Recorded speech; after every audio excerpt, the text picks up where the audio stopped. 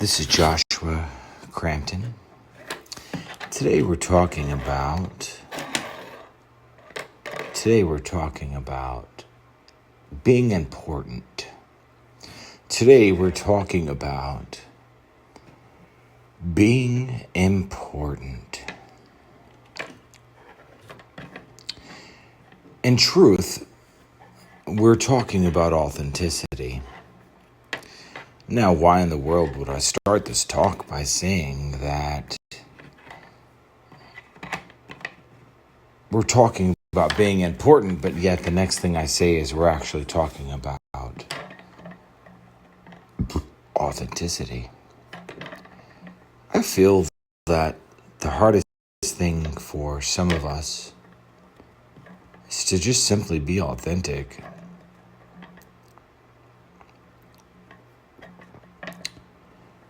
The word shame comes to mind. Sometimes when we aren't being the man or the woman that we know that we should be doing, then we hide inauthentically because there's a part of us that knows that we should be doing more. And no doubt, the part of you that wants to do more and be more and have more and experience more, no doubt that's God wanting to pour himself through you. I heard a person, I don't know what book I read it in, but it said that your desire to be more and to have more and to do more is God's desire to pour himself out through you. And because of your limitations, God is limited by your limitations. Because if you weren't limited in your own mind, God can pour himself through you infinitely.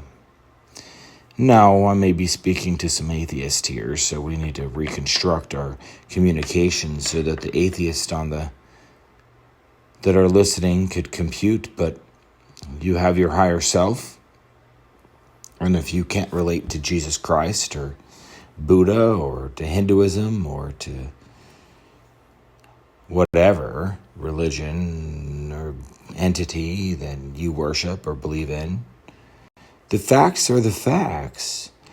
Is that there's a higher self and a higher version of you that simply wants to pour itself out through your being every single day into everybody that's around you and that you ever come in contact with, and to pour itself out through your being. And the sense of importance and needing to be important and the idea of authenticity actually clash together because, you need to be important. You need to be somebody of high value. You need to be somebody that within our societal culture of our world is somebody that's of high value. You have a lot of followers on Instagram or Facebook, and you've got companies that are successful and you're to be looked up to, and you have great power, and you've been successful as a human, and this need to be important is so contradictory to authenticity. Because sometimes when you're actually not being that person or that woman, and you're not actually doing all the things that you know that you can do or should be doing, you actually subconsciously, if not fully consciously, judge and condemn yourself. And then what happens there is that you go inward, because why show yourself to others authentically if, you can't even approve of yourself? How could others approve of you? And there's the trap. If you can't even approve of yourself, how could others approve of you? Well, this idea of approval, now that's a thing to be considered. Who is giving this approval? Who is the master of approval? Who is the one that is such a powerful being that casts down approval or denial, acceptance or rejection, being proud of one or being ashamed of one. If every single day is just a journey on the journey,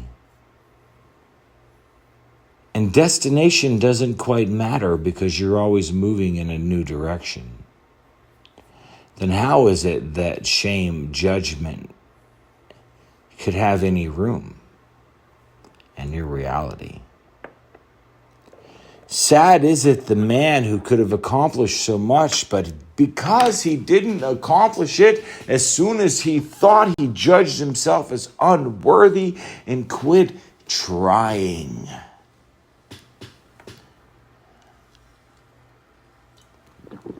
I'm sorry, but I'm pretty sure that it was Captain Colonel, what's the fuck is his name? Colonel Klink? Captain Colonel? The KFC Colonel. KFC Chicken. $1 billion corporation. He started his business at 65 years old because he was broke and poor until he was 65.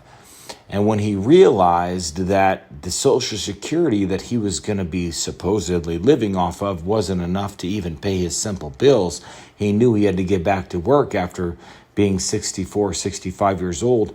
And he started KFC Chicken at 60-something years old. He was told no over 1,000 times before one single restaurateur agreed to do a business deal with him. And thenceforth, we've got Kentucky Fried Chicken, a $1 billion corporation who is, if you ask my opinion, is a little more healthy than fast food McDonald's and Whataburger.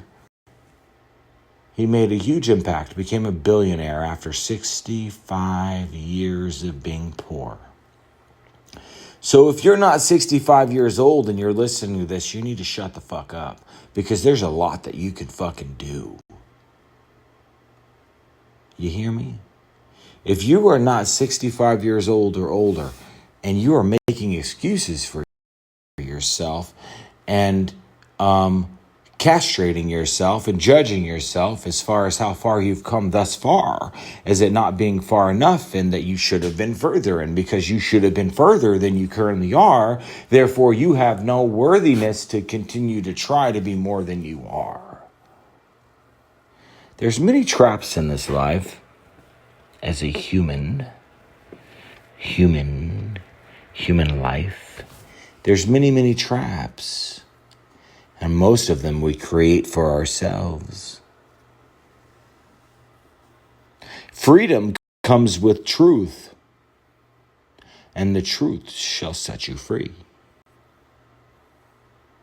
What is it that you're seeking so much that you're not finding, receiving, that cost you so much suffering?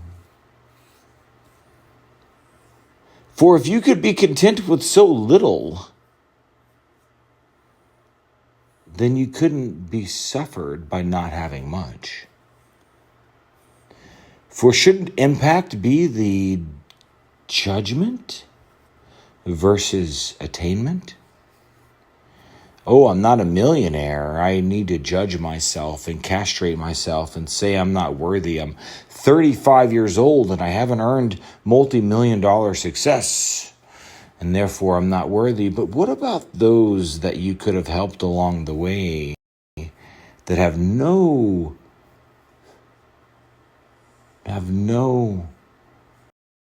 touch on whether you're considered a millionaire or not? If my purpose on earth was to break the societal, cultural trap of millionaire mindset, if I could break that and create a multi-generational mindset, then that would be my purpose. For if you did an impact that created multiple generations of impact, but yet you didn't earn $1 doing it, would you still be successful? Well, you ask our world standards and you would be called a failure. The man who affected multiple generations but never became a millionaire is thus defined a failure. I see a problem at hand, don't you? How are you judging yourself, and by what measures? What traps are you in mentally, in which you need freedom from? The millionaire trap. The billionaire trap. Success measured by numbers.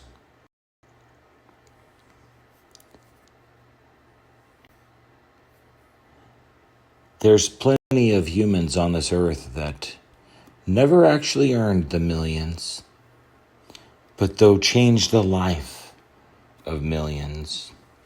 For them is a special reward, meaning, purpose, love, far more rewarding than the empty millions that hold in your bank account that can't make you happy. Oh, trust me, I'm one to speak. The pursuit of wealth is such a distraction. Should it be the pursuit of impact?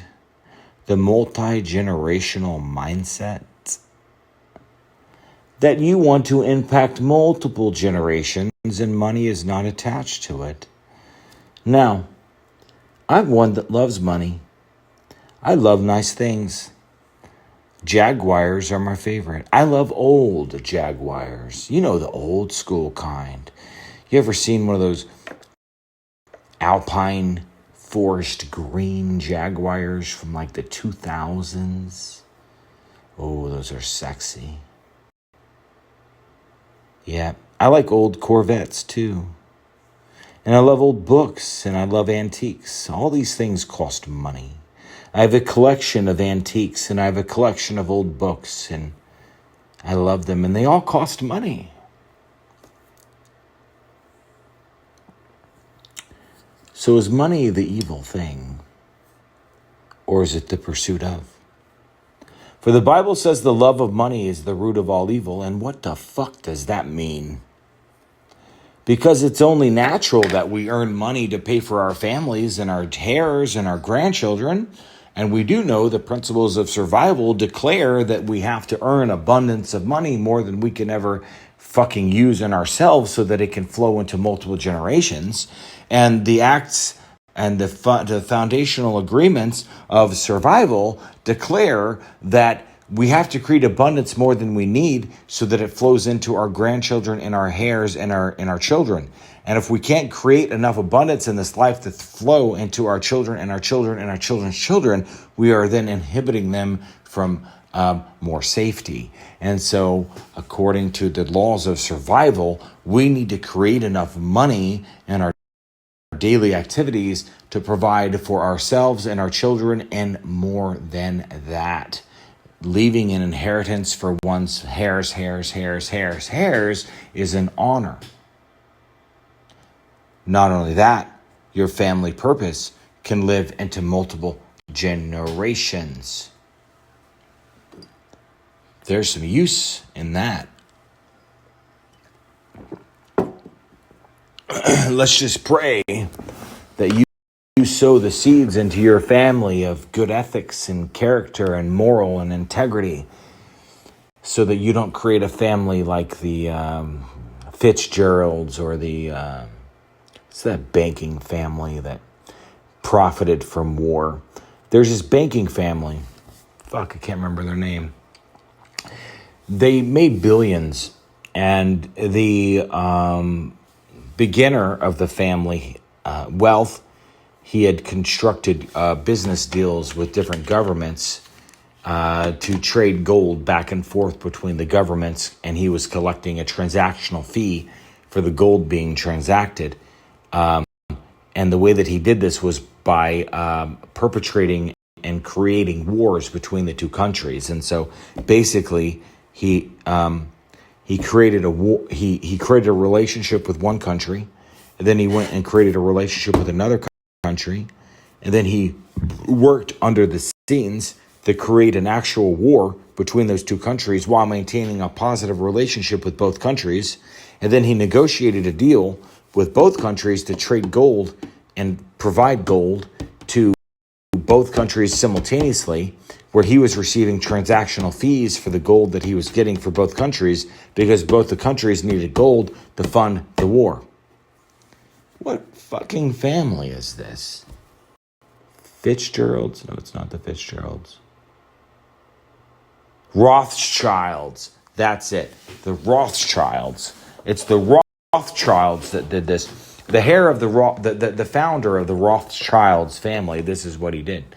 He went over to country A, built a positive relationship. Then he went over to country B, built a positive relationship, while neither country knew that he was in a relationship with both. Then he did actions and publicity between the two countries to cause them to go to war. And then he became the funder, in other words, the provider, the sourcer of the gold that those two countries needed to be at war with each other.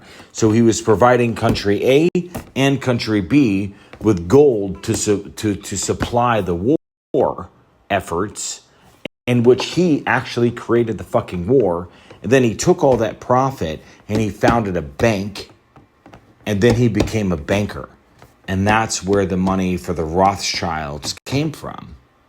And you have to ask yourself, yeah, that's pretty powerful, because he created $1 trillion family. And that $1 trillion family began to impact the world, and still 200 years later, that family is still impacting the world. Now,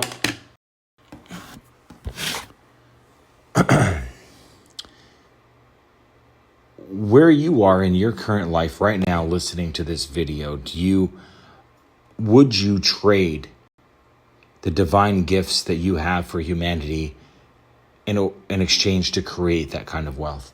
Would you be willing to trade? Maybe you're a writer. Maybe you do music. Maybe you're an entrepreneur. Maybe you're a coach. Maybe you're an artist, a painter. Maybe you have a job where you do something like a nurse or something to help people. And those gifts that you have to give to humanity in your career and your innate gifts, would you trade all of those for wealth and power? And this focus is what creates happiness or unhappiness, because who's to say that, the Rothschild, that man who did all those things, was actually happy? How did he actually die? Because, how did he live out the rest of his days? Because he created wars for a living, killed millions of people, because he was literally perpetrating wars in order to create wealth. There's a lot of selfishness in that. And I would hope that if any of us were ever to have sons, that we would train our sons better than that. Right? Like, I'm not a father. I have spent time in relationships where I was a father figure to children. And I would hope that if I ever had sons or children, that I would raise them better than that, to where they would understand that their gifts that God has given them innately, whether it's music or artistry or writing or coaching or inspiring, were weighed heavier than creating wealth. And it seems that there's this divide between providing our gifts to humanity and having money. And it's almost like we're called and distracted on a daily basis between creating money and making money and creating wealth versus providing our gifts to humanity.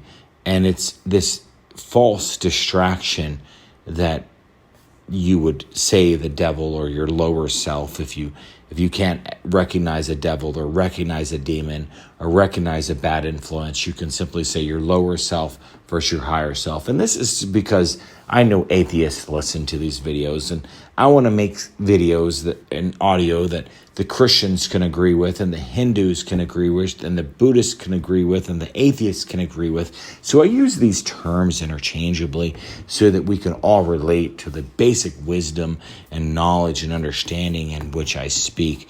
But I would hope that if I had a son, I would teach him that it's better to help people than create wars. And if I ever created and raised a son that went out and instigated wars to create wealth, that I would be ashamed of him. So I ask you, every single day I know you're after it. You're trying to get rich, you're trying to get money, you're trying to do things. And you know, a lot of entrepreneurs do listen to this. And we have a global culture that's immersed in private jets and gold and wealth and pretty women and all these surface level things that will never bring satisfaction. But you know that what will bring satisfaction is when one day you're talking to somebody and you say something to them and you realize that the thing that you said to them caused them to take some actions, to act upon an innate gift that God or genetics or their higher self had given them to help humanity. You know, I was talking to this guy named Aaron one day. Aaron is an amazing being. His name is Aaron Lofton, and he's a real estate guru and an MMA fighter, and he's somebody that I have a relationship with. I wouldn't say a friendship, but somebody that I've looked up to for years, somebody that is a powerful fucking man. And I knew him through San Antonio. I actually first met him at the gyms and had seen him around the town and have known about him through different contacts. And he's somebody that I know has the ability through his persona to impact the entire world. And he's just a special being. And I've known this since the first time I ever met him and shook his hand, spoke to him. And we forged a relationship over time and different reasons and areas and purposes. And I was encouraging him to do more social media, to do more inspirational posts, to go out online and put himself out online. And for a couple months, we spoke about this, and he kept telling me that authenticity is very important for him and that he wants to make sure that when he puts himself on Instagram and TikTok and Facebook, that, you know, he's showing up authentic, and that there's so many men online that are just promoting wealth, and those men aren't authentic, and that he values authenticity. And I looked at him one day and I said, you can't be inauthentic. There's no way for you to be inauthentic. And he kind of looked at me funny, and I saw a look in his eye, and he was curious what I meant. And what I meant to him was this, is that if all you ever did in your entire life, 110 years that you could potentially live, if all you ever did through everything was inspire one single soul to be its best self, then everything that you did and everything that you suffered through was worth it. And I saw the look in his eye when he thought about what I told him. That there was no way for him to actually be inauthentic.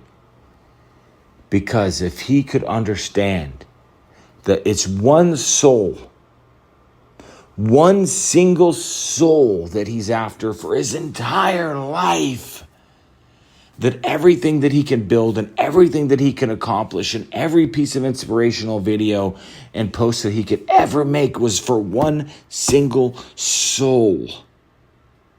that it would all be worth it. That if all that he ever did in his 100 and something year life was simply inspire one soul to be its fullest self, that it would have all been worth it. And that there's no room for inauthenticity in that. You need to put yourself out. You need to post the videos. You need to post the content. You need to write the books. You need to do the things because you're only after one soul. And if that was your focus, then wealth and money and creating riches are of no value because you're simply trying to impact one soul. And if that was enough, then that's enough for you to fucking try. There's no room for inauthenticity in that. I noticed as time went on that Aaron started posting more and posting more and posting more and posting more on social media. And I prayed every day that the thing that I said to him in that moment inspired him. And I ask that for you. If you're listening to this now, that you say to yourself, one soul, that's all you're after. If you could just but influence one single soul, then your entire life and all your suffering has been worth it. And as I make these videos and I make this content and I write the books and I pursue Multigen Mindset and I pursue Multigen Capital and I pursue Multigen Marketing and I pursue the goals that God and my higher self and my desires have given me, that one soul, one single soul is all I'm after. So if you're listening to this, I want you to say to yourself, one soul. That's it. One soul is enough. One. Not 50, not 300,000. I was dating this woman, young girl. Couldn't say woman loosely. I couldn't really say woman at the time, but I was dating this girl. She was becoming a woman. Her name was Brianna. She was literally the most beautiful woman I'd ever met in my life. Blue eyes, brunette hair, stood about 5'1", but powerful as a 12-foot man. And she was strong and centered and growing and intent and fucking beautiful. And I remember that she always bragged that she had 300,000 followers on Instagram. And I remember that when we would meet people together, she would say, well, I have 300,000 followers on Instagram. And I always told myself when she would say that it only took one. Even if you had one follower. If you started a Facebook and you started an Instagram and you started a YouTube and you started a LinkedIn and you started posting inspirational content, and you started putting yourself out there and you started trying to unveil yourself and be authentic to the world and put yourself out there regardless of haters, regardless of your own self-judgment, regardless of your own fears. If you only had one follower, by God, that's enough. And I remember we were in California one time. We were staying at this Airbnb, beautiful Airbnb. It had 5 swimming pools on the property. Felt like we were in this part of Europe because of the way that it was designed, the Airbnb. I remember her and I would go to the jacuzzi every night. I had a very strict routine where we'd wake up and be on my yoga mat at the gym by 7 a.m. and then do our workout and then have our first meeting at 10 a.m. And then we would end the day always by going to the jacuzzi and sitting in the jacuzzi for 15 to 30 minutes to loosen up the body and stretch and let things go. And then we'd go up and do our nighttime routine. And we had a beautiful relationship, me and this Brianna. Beautiful bond, beautiful connection. and just flowed. We were in flowed with each other, and it was such a beautiful bond. And we were in the jacuzzi one night, and we were just, living life together and sharing experiences and goals. And I remember that one morning we went out and had coffee at the coffee shop there in the resort, in the facility, the apartment complex. It was in Orange County, California. I don't remember where it was in California, but Orange County, beautiful place. And we were out having coffee, and we randomly met these guys, maybe Italian men. And all I know is one of them pulled up in a Ferrari, red Ferrari convertible, and they were having coffee together. And Brianna and I were having our morning chat. We would sit down every morning and go through our day and our goals and our inspirations, and we would feed each other, not literally like food, but feed each other spiritually. And it was such a beautiful bond.